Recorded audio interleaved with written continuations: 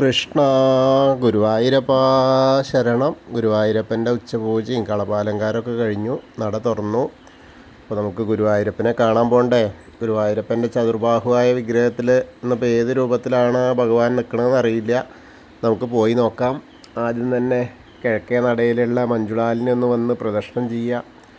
അപ്പോൾ ആ വെങ്കല ഗരുഡ ശില്പവും അതേപോലെ കുചേലൻ്റെ ശില്പമൊക്കെ കാണാം. അതൊക്കെ കണ്ട് നമ്മൾ അത്തിമര ഗണപതി ക്ഷേത്രത്തിൽ വരിക, ഗണേശനെ കണ്ട് തൊഴുക. അതിനുശേഷം ഗോപുരവാതിൽ കടന്ന് അകത്തേക്ക് വരിക. അകത്തേക്ക് വരുമ്പോൾ കൊടിമരവും അതേപോലെ വലിയ ബലിക്കല്ലും അതിന് മുകളിലേക്ക് നോക്കിയാൽ ഗജരാജൻ കേശവൻ്റെ 2 കൊമ്പുകളും നടുക്കുള്ള ലക്ഷ്മി ദേവിയൊക്കെ കണ്ട് തൊഴുത് നമ്മൾ നേരെ ഭഗവാന്റെ വാതിൽപ്പടി കയറുകയാണ്. വാതിൽപ്പടി കയറുമ്പോൾ ഇടതുവശത്തെ മേൽപ്പത്തൂരിൻ്റെ പീഠവും കെടാവിളക്കും കാണാം. വലതുവശത്തെ ആദ്യത്തെ തൂണും നോക്കി തൊഴുത് നമ്മൾ ഭഗവാന്റെ ശ്രീലകത്തേക്ക് നോക്കുകയാണ്. അപ്പോൾ ശ്രീലകത്തെ ചതുർബാഹുവായ ഗുരുവായൂരപ്പൻ്റെ വിഗ്രഹത്തിൽ, ആ മഹാവിഷ്ണുവിൻ്റെ വിഗ്രഹത്തിൽ ഇന്നിപ്പോൾ ഏത് രൂപത്തിലാണെന്ന് അറിയില്ല എന്ന് പറഞ്ഞില്ലേ, നമുക്ക് പോയി നോക്കുക. അപ്പോൾ അങ്ങനെ നോക്കുമ്പോൾ ഉണ്ണിയുടെ കാൽപാദങ്ങൾ കാണാണ്ട്, 2 കാൽത്തളകൾ കാണാണ്ട്. അങ്ങനെ മുകളിലേക്ക് നോക്കിയാൽ നല്ല പട്ട് ഞൊറിഞ്ഞു കൊടുത്തിട്ടുണ്ട്, പീതവസ്ത്രം ഞൊറിഞ്ഞു കൊടുത്തിട്ടുണ്ട്, അരയിൽ അരമണി ഇങ്ങനെയൊക്കെ കാണാണ്ട്. ചതുർബാഹുവാണ് കേട്ടോ. ഇന്ന് ചതുർബാഹുവായ വിഗ്രഹത്തിൽ നിന്ന് ഗുരുവായൂരപ്പൻ തന്നെയാണ്, നാരായണനാണ്, മഹാപ്രഭുവായിട്ടാണ് ഇന്നത്തെ രൂപാലങ്കാരം. അപ്പോൾ ആ ശംഖ് ചക്രം ഗദാപത്മത്തോട് കൂടിയിട്ട് ചതുർബാഹുവായിട്ട് മഹാപ്രഭുവായിട്ടാണ് ശ്രീലകത്ത് ഇങ്ങനെ നിൽക്കുന്നത്. അപ്പോൾ ശംഖും ചക്രവും സ്വർണത്തിൻ്റെ കൊടുത്തിട്ടുണ്ട്. അതേപോലെ ഗദ ചന്ദനം കൊണ്ട് ചാർത്തിയിട്ടുണ്ട്. പത്മം ഒരു താമരപ്പൂവ് കൈ കൊടുത്തിട്ടുണ്ട്. പിന്നെ പൊന്നിൻ്റെ കിരീടം ചാർത്തിയിട്ടുണ്ട്. നല്ല ഗോപീതിലകം വെച്ചിട്ടുണ്ട്. കഴുത്തിൽ ഒരു വളയം പോലത്തെ മാല, ഒരു പതക്കം പോലത്തെ മാല, ഒരു മാങ്ങാമാല. അതുപോലെ കൈവളകളൊക്കെ എല്ലായിടത്തും കാണാണ്ട്, 4 കൈകളിലും കാണാണ്ട്. കാതിൽ ചെവിപ്പൂക്കൾ വെച്ചിട്ടുണ്ട്. മുകളിൽ 2 തിരുമുടിമാല ഉണ്ട്, തെച്ചിയും തുളസിയും പിന്നെ വെളുത്ത പൂവും തുളസിയായിട്ടുള്ളത്. അതേപോലെ ഉണ്ടമാല, വലിയൊരു ഉണ്ടമാലയാണ്, അതിങ്ങനെ വനമാല പോലെ, വളരെ മനോഹരമായിട്ടുള്ള കാഴ്ച. അപ്പോൾ എല്ലാവരും ഭഗവാന്റെ ആ ശ്രീലകത്തേക്ക് നോക്കിയിട്ട് സോപാനപ്പടിയിൽ നിന്ന് തൊഴുകയാണെന്നിങ്ങനെ വിചാരിക്കുക. എല്ലാവരും തൊഴുതോളൂ കേട്ടോ. എല്ലാവരുടെയും മനസ്സ് സോപാനപ്പടിയിലാണിപ്പോൾ. എന്നിട്ട് ഭഗവാന്റെ ശ്രീലകത്തേക്ക് നോക്കി തൊഴുകയാണെന്നങ്ങനെ വിചാരിച്ച് തൊഴുതോളൂ. അപ്പോൾ ആ ഗുരുവായൂരപ്പൻ്റെ ആ ചതുർബാഹുവായ മഹാപ്രഭുവിൻ്റെ അനുഗ്രഹം നമ്മളിലേക്ക് എത്തും. അങ്ങനെ തൊഴുത് ഇറങ്ങിക്കഴിഞ്ഞാൽ അഗ്നികോണിലുള്ള ബലിക്കല്ലും ഭഗവാന്റെ തിടപ്പള്ളിയും അതേപോലെ ആ ചുവരിൻ്റെ മുകളിലെ ചെറിയ ആലിലെ കണനൊക്കെ കണ്ടു തൊഴാം. പിന്നീട് അങ്ങനെ സപ്തമാതാക്കളെ കണ്ടു തൊഴാം. പിന്നീട് ഗണേശൻ്റെ അടുത്തേക്ക് വന്ന് ഗണേശനെ കണ്ട് തൊഴുത് പ്രാർത്ഥിക്കാം. ഏകദന്തം മഹാകായം ദപ്തകാഞ്ചന സന്നിപം ലംബോദരം വിശാലാക്ഷം വന്ദേഹം ഗണനായകം. അത് കഴിഞ്ഞ് സരസ്വതി അറയിലേക്ക് നോക്കുക, സരസ്വതി ദേവീനെ പ്രാർത്ഥിക്കാം.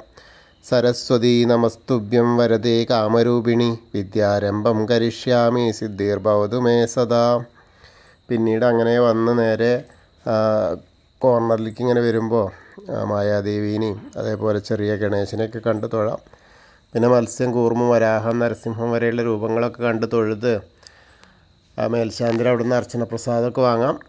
പിന്നീട് അങ്ങനെ വാമന രൂപവും ഗജേന്ദ്രമോക്ഷത്തിൻ്റെ രൂപമൊക്കെ കണ്ട് അനന്തശായിയായ അനന്തപത്മനാഭൻ്റെ അടുത്ത് വന്ന് കണ്ട് തൊഴാം.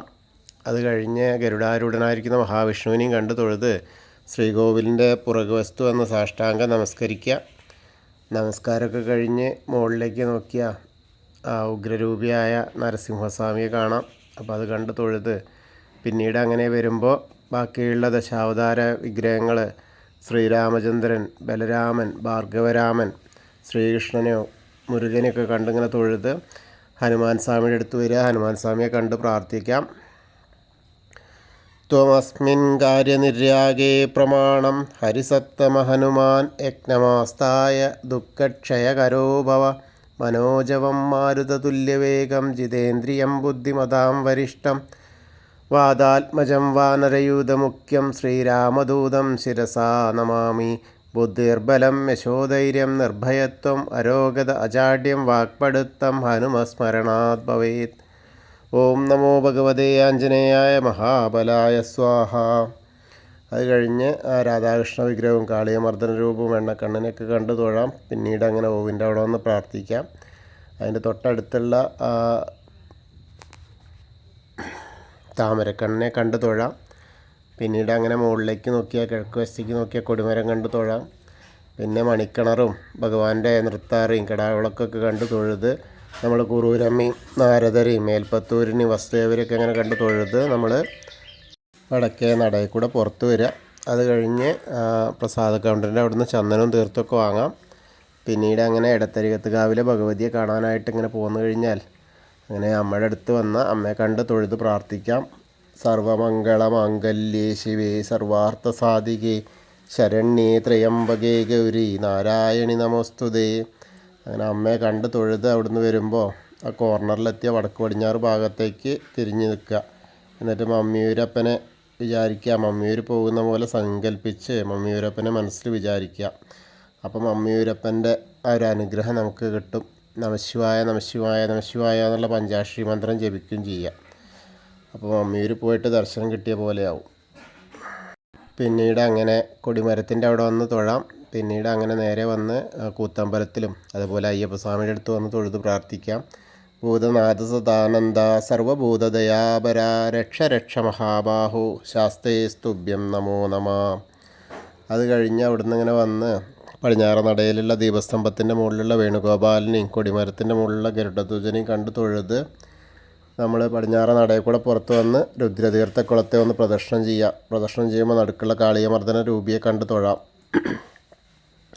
പിന്നീട് അങ്ങനെ നാരായണാലയത്തിൽ വന്നിട്ട് പൂന്താനം തിരുമേനി പൂജിച്ചിരുന്ന ചെറിയ വിഗ്രഹം കണ്ട് തൊഴുത് പിന്നെ ഭഗവതി നടയിലും അതേപോലെ കിഴക്കേ നടയിൽ വലിയ ദീപസ്തംഭത്തിൻ്റെ അവിടെ വന്നിട്ട് ഭഗവാന്റെ ശ്രീലകത്തേക്ക് ഒന്നുകൂടി നോക്കിയിട്ട് ആ മഹാപ്രഭുവിനെ കണ്ട് തൊഴാം. പിന്നീട് അങ്ങനെ തെക്കേ നടയിലേക്ക് വരിക. തെക്കേ നടയിൽ വന്ന കൂവളത്തെ കാണാം. കൂവളത്തെ ഒന്ന് പ്രദക്ഷിണം ചെയ്യാം. പ്രദക്ഷിണം ചെയ്യുമ്പോൾ മഹാദേവനെയും പാർവതീദേവീനെയൊക്കെ മനസ്സിൽ വിചാരിക്കുക. അപ്പോൾ അവരുടെ അനുഗ്രഹം നമ്മളോടൊപ്പം ഉണ്ടാവും. അപ്പോൾ നമ്മൾ ഇന്നത്തെയും ഗുരുവായൂരപ്പൻ്റെ ഉച്ചപൂജയും കളഭാലങ്കാരമൊക്കെ കണ്ടു തൊഴുതു. എല്ലാവർക്കും ആ ഗുരുവായൂരപ്പൻ്റെ അനുഗ്രഹം ലഭിക്കും. ഇനിയിപ്പോൾ പ്രത്യേകമായിട്ട് വേറൊന്ന് പറയാനുള്ളത്, ഏപ്രിൽ 2, 3 തീയതികളിൽ നാലമ്പല പ്രവേശന നിയന്ത്രണമാണ്. അപ്പോൾ ഗുരുവായൂർ ക്ഷേത്രത്തിൽ ശ്രീ ഗുരുവായൂരപ്പന് ശുദ്ധി, ശ്രീഭൂതബലി ഒക്കെ ചടങ്ങുകളൊക്കെ നടക്കുന്നതിനായി വൈകിട്ട് ദീപാരാധനയ്ക്ക് ശേഷം അത്താഴപൂജ കഴിയുന്നത് വരെ നാലമ്പലത്തിൽ ഭക്തർക്ക് പ്രവേശനം ഉണ്ടായിരിക്കില്ല. ഉപദേവത ശുദ്ധി ചടങ്ങുകളൊക്കെ ഏപ്രിൽ 4, 5, 6 തീയതികളിൽ നടക്കും. അന്ന് കുഴപ്പമില്ല. ബാക്കിയുള്ള ദിവസങ്ങളിലൊക്കെ നമ്മൾ വലിയ ബലിക്കല്ല് പറഞ്ഞില്ലേ, അതിൻ്റെ അധീനെ തൊഴുത് ചെയ്യുള്ളൂ. അപ്പോൾ അന്നത്തെ ദിവസങ്ങളൊക്കെ ആ സമയം വരാൻ മാറ്റി വയ്ക്കാൻ നോക്കുക. കാരണം നാലമ്പലത്തിലേക്ക് പ്രവേശനമില്ല, അല്ലെങ്കിൽ അത്താഴ പൂജ കഴിഞ്ഞിട്ടേ പറ്റുള്ളൂ. അപ്പോൾ അത് ഒന്ന് കൂടുതൽ പറയാനുള്ളത്. കൃഷ്ണായ വാസുദേവായ ഹരയേ പരമാത്മനെ പ്രണതക്ലേശനാശായ ഗോവിന്ദായ നമോ നമ. ഹരേ കൃഷ്ണ. ഗുരുവായൂരപ്പാ ശരണം.